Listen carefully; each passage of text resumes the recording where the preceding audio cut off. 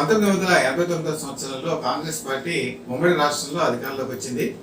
అప్పుడు ననపనేని రాజకుమారి ఎమ్మెల్యేగా కాంగ్రెస్ పార్టీలో ఉన్నారు. మర్రి చెన్నారెడ్డి ముఖ్యమంత్రిగా ఉన్నారు. మర్రి చెన్నారెడ్డికి చేపల పులుసు అంటే బాగా ఇష్టం.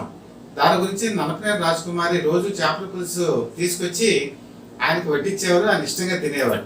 ఇది చూసినటువంటి అసెంబ్లీలో ప్రతిపక్ష సభ్యులంతా కూడా ఒక నిక్ నేమ్ పెట్టారు, ననపనేని రాజకుమారికి చేపల పులుసు అని.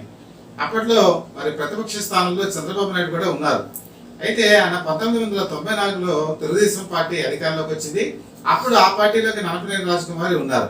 అయితే ఆయనకి అరిసెలు ఇష్టం అని చెప్పి ఆయన ముఖ్యమంత్రి అయినప్పుడు చంద్రబాబు నాయుడికి అరిసెలు తీసుకొచ్చి ఇచ్చారు.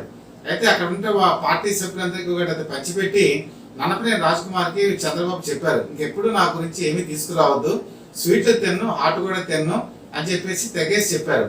ముఖ్యమంత్రిగా ఆ రోజు ఒక మంచి పరిణామానికి నాంది